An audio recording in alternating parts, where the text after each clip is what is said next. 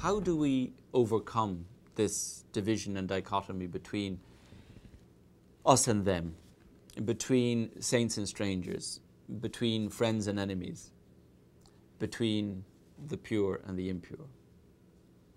I think there's a number of measures that we can take. One of them being, philosophically, the attempt to realize and to think through this division as one which ultimately is founded upon a process of scapegoating and demonization, as I have suggested. And a refusal to admit that if there is violence, and if there is impurity, and if there is strangeness in our midst, it comes from us, initially, from within the nation, from within the tribe, from within the family, and ultimately even from within ourselves. It is what Freud would have called the other within us. It is part of our repressed unconscious. And in this instance, perhaps one of the best discoveries we can make is that we are strangers to ourselves. And once we accept that strangers within ourselves and that there are monsters within ourselves, we can then be less capable and less likely to scapegoat and demonize others.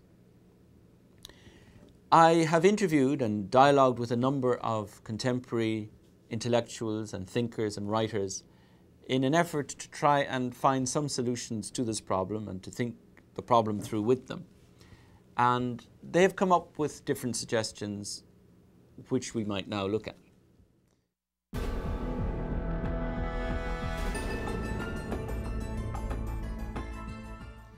The first suggestion offered by Paul Ricoeur in an interview which we did was that we need to exchange stories and memories with our traditional enemies, with our conventional adversaries, so as to realize that it's not as simple as us being saints and them being strangers, us being pure and them being impure, but that they too have their stories to tell. And by mixing in this sort of hybrid fashion, we may actually learn tolerance and indeed some kind of democratic fraternity. So Arab needs to listen to Jew and vice versa. Nationalist needs to listen to Unionist. The British citizen needs to listen to the Irish citizen and vice versa. The Serb needs to sit down and talk with the Croat. And in all of these cases of historic enemies, we need an exchange of memories, we need an exchange of stories. Ricoeur himself points to the famous instance of Willy Brandt seeking, Chancellor of Germany, seeking pardon from the victims of Nazism. Sharing the memory of cruelty of my neighbor is a part of this, what I call this political dimension of forgiving. I think that Hannah Arendt has said something about that, speaking of forgiving German as, Jewish thinker, yeah. as a political category. And we have some examples of that. Such as? When the German Chancellor went to Warsaw and dit. To Warsaw, yeah, in Poland. Comment vous dites s'agenouiller? Knelt down. Yeah, knelt down and asked for pardon. I think that this is very important for Europe, because on the one hand we have to get rid from the memory of the wars and the victory and so on, but keep sort of the scars of that and the memory of the scars of that, and then proceed to this exchange of memories and this mutual forgiveness. Very interesting idea. I don't see how we could solve only in terms of either of common market or of political institution. We need both. This. On the one hand, we need the extension of a free market, which would be the basis of unification for Europe and also a relationship between Europe and the rest of the world. And on the other hand, the invention of new institutions to solve this problem of the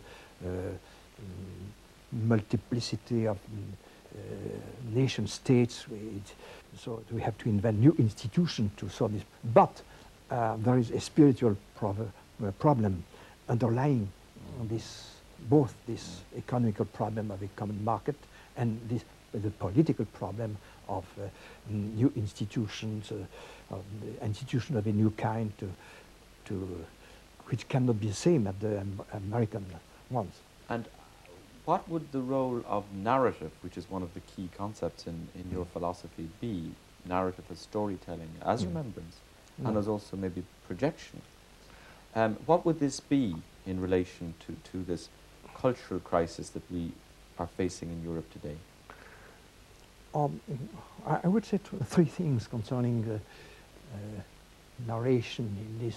First, you have the narration of founding events, because most countries, most culture have to do with some events which are not events among others, which have this characteristic of being, and this provides a basis for the diversity, the multiplicity of culture. We have different, we are commemorating different founding events. Such as the French Revolution, the Soviet Revolution, 1916 and we have to keep that. We have to keep that because in the discussion we have to bring something. You have to bring some claims, also some convictions, and they are rooted in these founding events. And secondly, I would say that one of the resources of the theory of narrativity is that we know that we may tell different stories about ourselves. To have to learn to vary, to multiply the stories that we are telling about ourselves. And thirdly, we have to enter in this process with these German philosophers called in Geschichten verstrickt. We are caught, involved in many, we are caught in the stories of the others. So we are protagonists in stories which are told by others. And then I return to this problem, we have to assume for ourselves the story that the others tell about ourselves. And we have their own founding events, their own intrigues, their own plots. Their own plots. So the crossing of memories involves also a crossing of stories. Yes, we have the crossing several processes of emplotment concerning our cultural past. Is there a sense in which today in Europe we can all lay claim to and tell each other and ourselves the same story, a common universal European story? Is there anything to bind us together?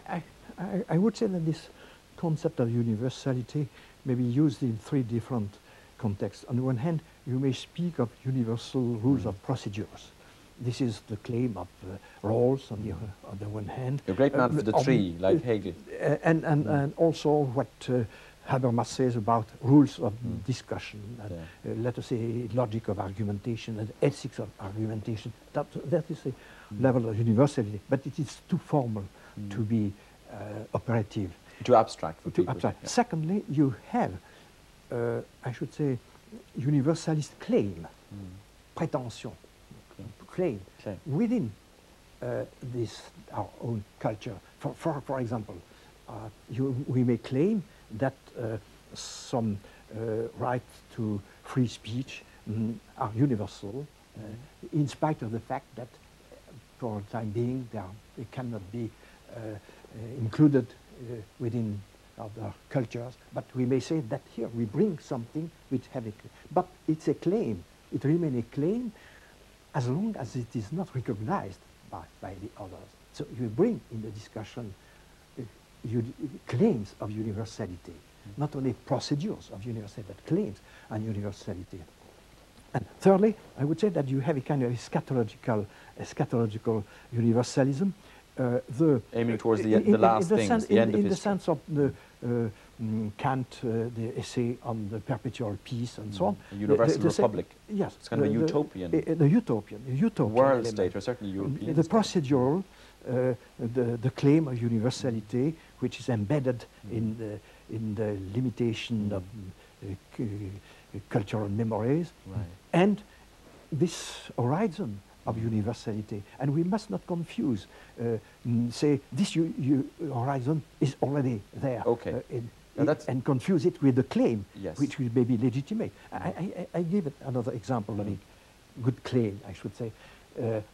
In the discussion that we have now at the UNESCO and others concerning mutilation to women, I am sure that we are right to say that there is something universal in our assertion that women have a right to pleasure, to physical integrity, and so on. But even if it is not recognized, but we have to bring that in the discussion. It's only the discussion which may convince finally the other that it's a real universal. Because a claim, as long as it is not recognized by the other, remains a claim. Memory is a burden. If we keep repeating the story of wars and won or lost, we keep reinforcing the hostility between. Take the different states of Europe. In fact, we cannot find a pair within which there was not a war at this time or the other. Even with Sweden, with of course between French and the British, and between French and the German, and so on and so on. So therefore there is. By pair you mean two countries? So there is a memory which is a prison and which is regressive and so on. But on the other hand, we cannot do without the cultivation of the memory of our cultural achievements, and also of our sufferings. And this brings me to the second element. We need, I should say, a memory of the second order, which is based on forgiving. And we cannot forgive if we have forgotten. So, in fact, we have to cross our memories, to exchange our memories to the with point each other? With each other, to the point that, for example, the crimes of the Germans become part of our own memory. Sharing the memory of cruelty of my neighbor is a part of this, what I call this political dimension of forgiving.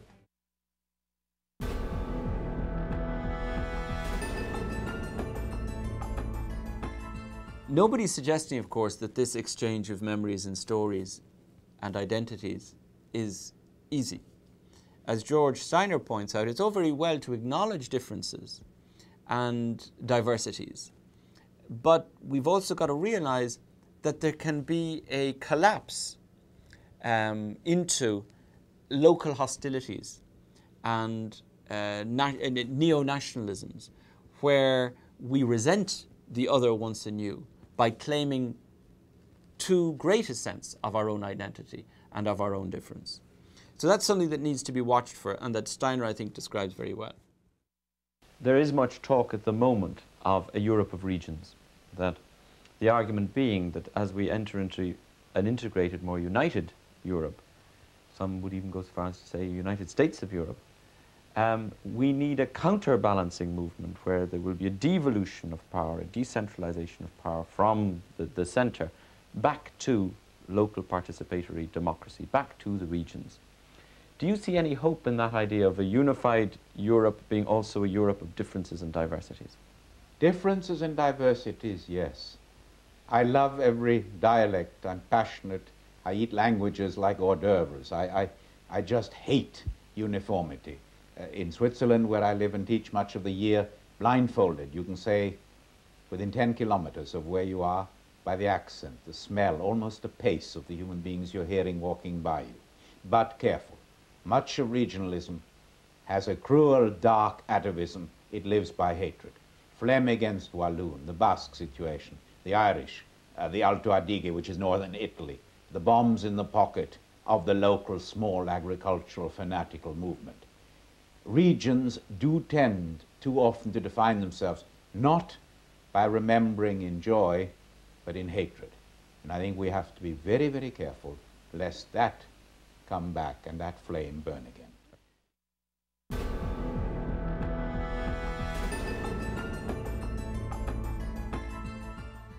Another warning comes from Julia Kristeva, who I think alerts us to the fact that the legitimate right to identity and to national self-determination indeed made almost sacrosanct by Woodrow Wilson and others at the beginning of the 20th century, can run the risk of ultimately setting ourselves up as sovereign nations that are closed off to the others.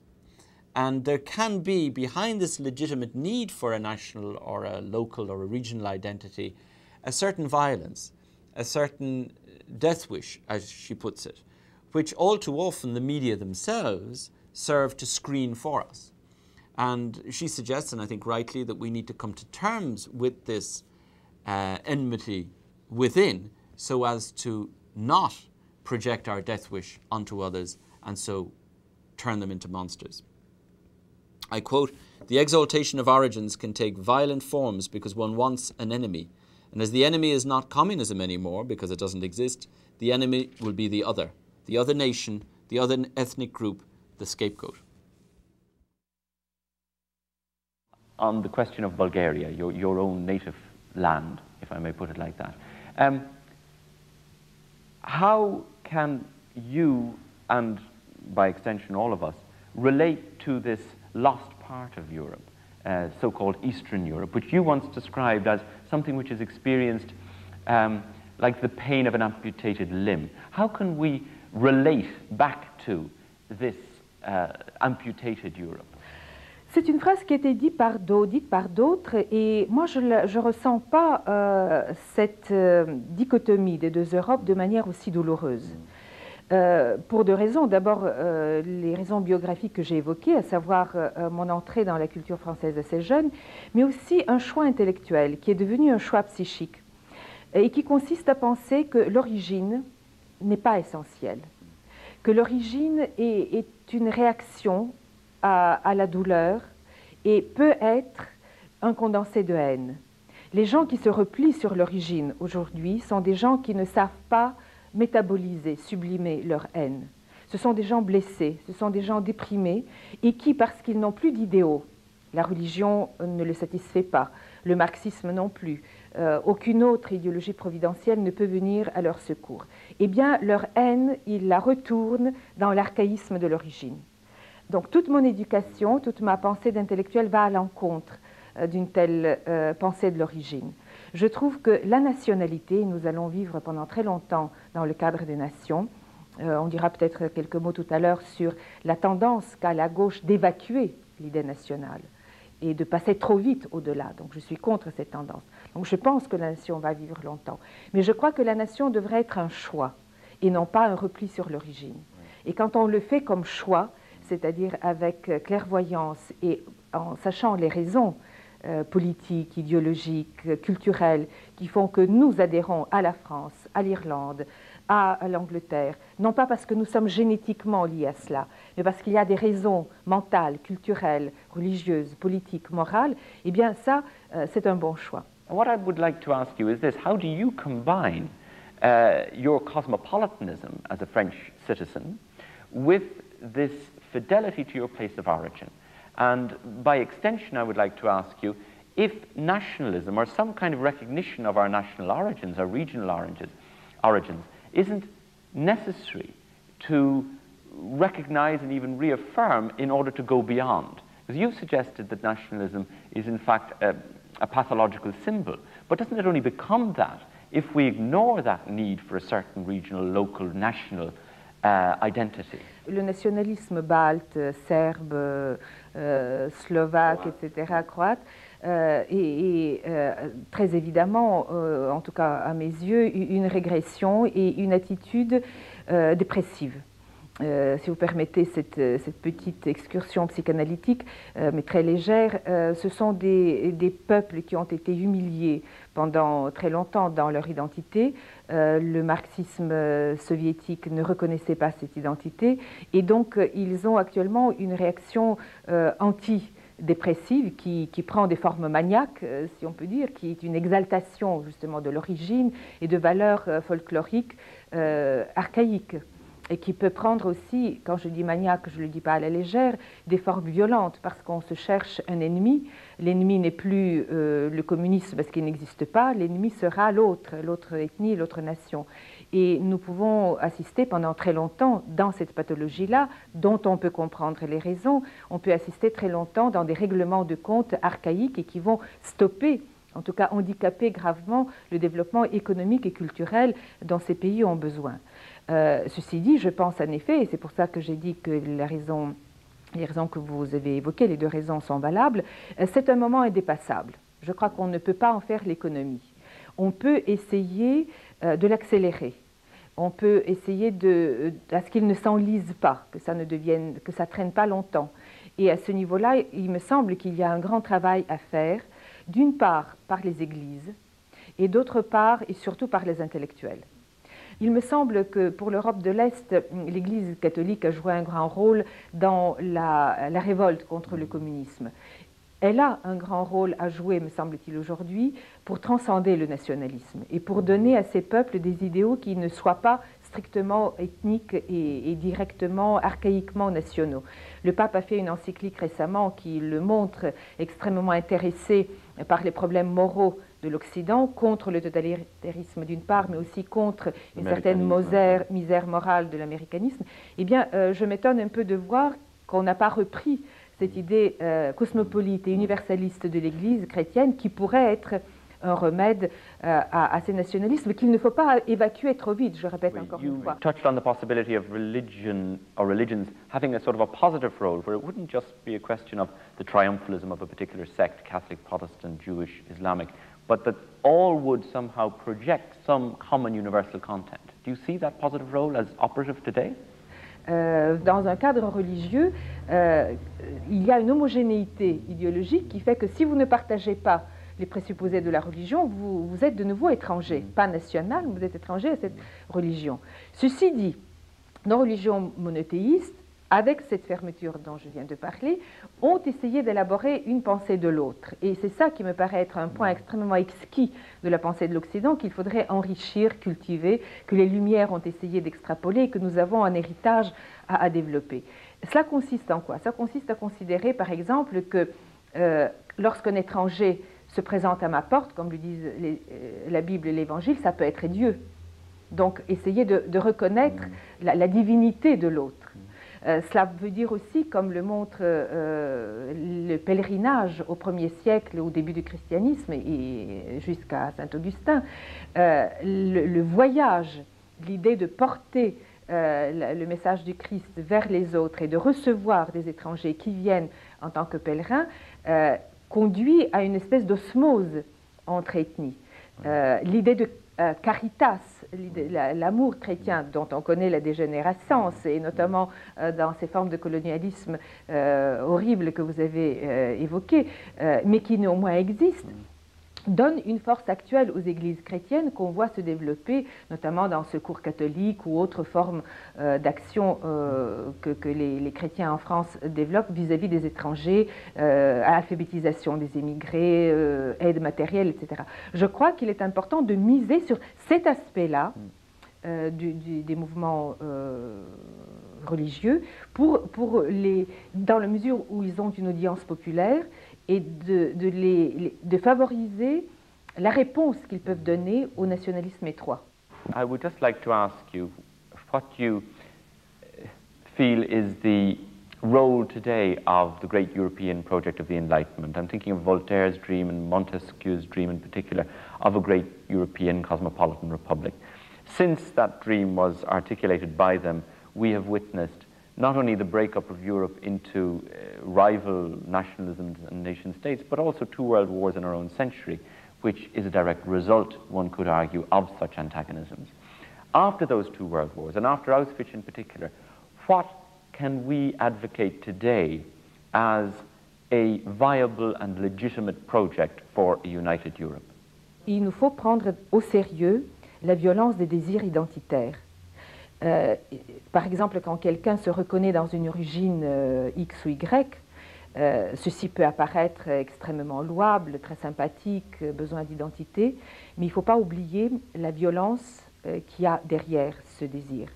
Et cette violence peut être retournée contre soi et donner lieu à une dépression suicidaire, ou retournée contre l'autre et donner lieu à des guerres fratricides. Donc, ce qu'on a appris, c'est la relativité de la fraternité humaine.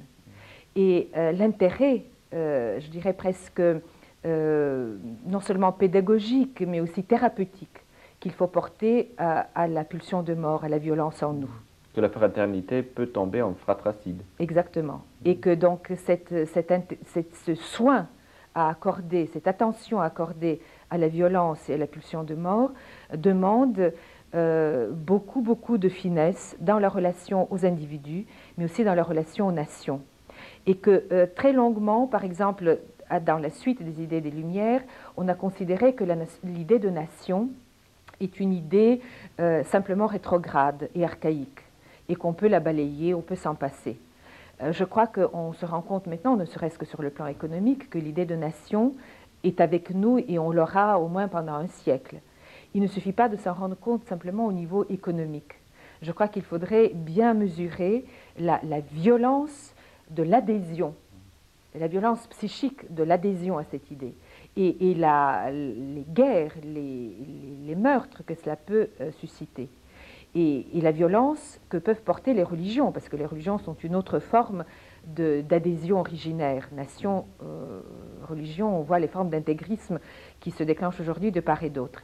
Et ne pas croire que tout ça peut être épongé, peut être évacué simplement par un bon vouloir fraternel.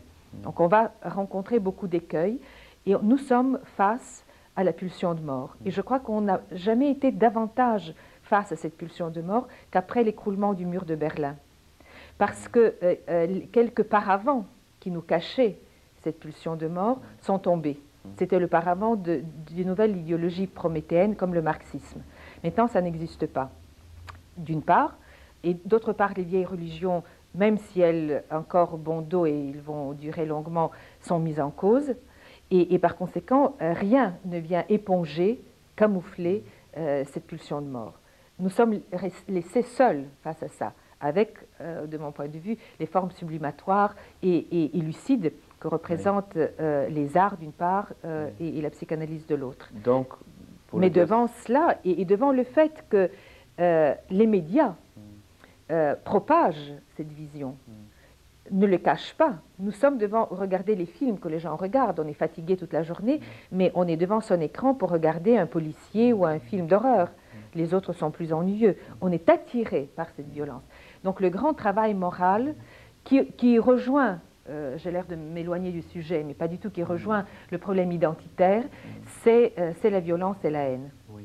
Et les nations sont des paravents, comme les religions, devant cette violence et devant cette haine. Ce sont des paravents fragiles et des paravents perméables, parce qu'ils ne font que translater cette haine en l'envoyant à l'autre, au voisin, à l'autre ethnie.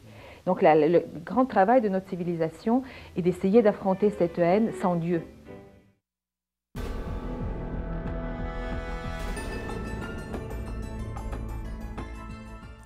Several others of my partners in dialogue proposed further solutions.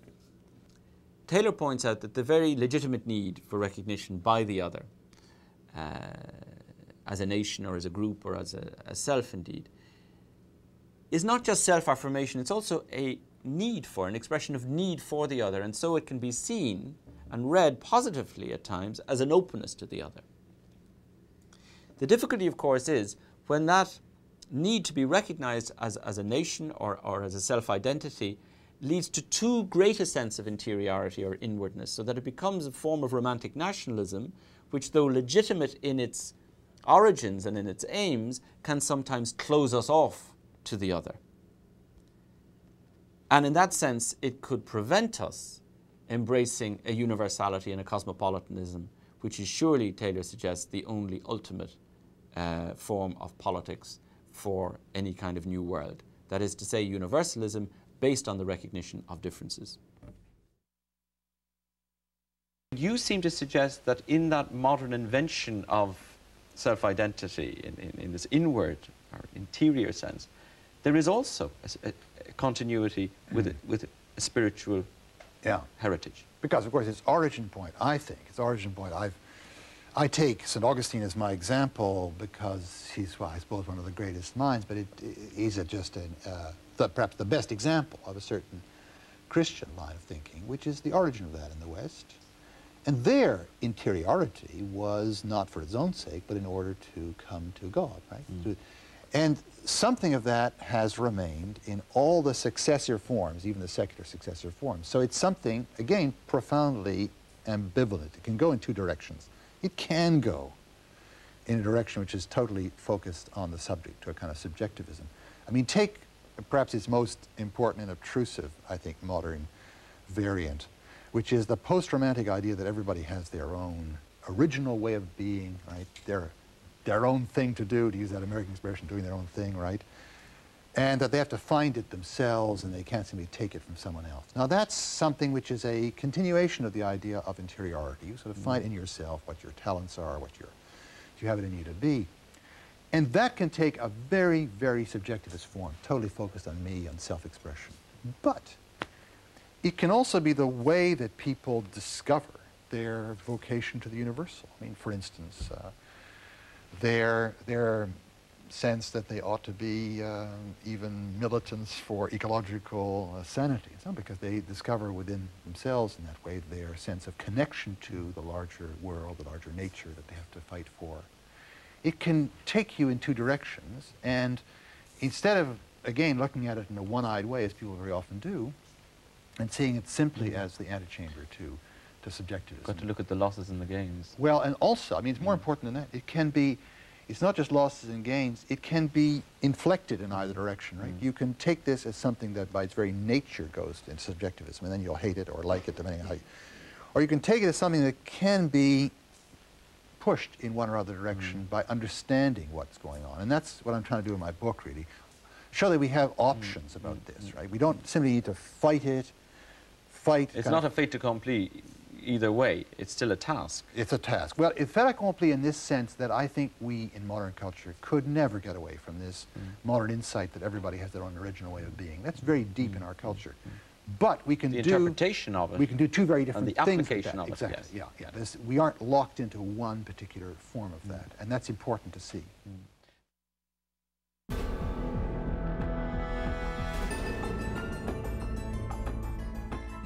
Finally, Umberto Eco suggests that the answer to our problems is perhaps best found in sex and in humor. Sex, because with the new Erasmus schemes of students traveling from one nation to another, he's talking particularly here of the European situation, he says if we encourage students who travel to other countries and other universities to have sex with each other, we will get a very mixed up sense of ethnicity, which will be ultimately to the good of a European federation of differences. Still tongue-in-cheek, he argues that we need, as we pursue a more hybrid, mixed community in a new cosmopolitan order, and as we pursue a more universal language that can underlie our different languages, we need a sense of humor about it all. Because the one thing that a sense of humor does is prevent us from taking ourselves too seriously as this particular superior nation, as this pure community, as this particular kind of saint versus this other kind of stranger. Probably the future of Europe has not to be seen as a development under the standard of a unique language, be it an Esperanto, but a sort of acceptation of a civilization made of various languages. It will happen in Europe something different than what happened in the United States, in which the unification was made under the headings of a unique language. There were many, there was French-speaking people, German-speaking people, Dutch-speaking people, and all of them. In Europe, we are facing more and more a fragmentation of languages. Look what is happening in these months in Yugoslavia or in the former Soviet empire. The Lithuanian, Estonian, Croatian are becoming again official languages. So the Europe of tomorrow, if today we could think of a Europe with 3, 4, 5 languages, the Europe of tomorrow would have 10th of different languages, each of them recognized in their own autonomy and dignity. And so the future of Europe is probably to acquire a sort of polyglot, polylingual attitude. And there is in the present time university an interesting sign of this. They are the Erasmus, it is the Erasmus project. I have always said that the most important feature of the Erasmus project is the sexual one. Because what does it mean that every European student is supposed in the future to spend to spend 1 year at least in another country? It means at last a lot of mixed marriages. Intellectual promiscuity. It Cultural means that the next generation will be largely bilingual with father and mother of different countries. That's the only chance. One thing that comes through nearly all of your work, your fiction and your critical writing, and indeed even your work on aesthetics and Thomas Aquinas, is this wonderful sense of humour. I think that the sense of humor is a healing quality in every culture. When there is the total absence of humor, we have nazism. That's all. Hitler was unable to laugh. So it's not only a European problem. I think that there is in humor, in a serious practice of humor, there is also great religious feeling. We are small creatures, so we have not to take us too much seriously.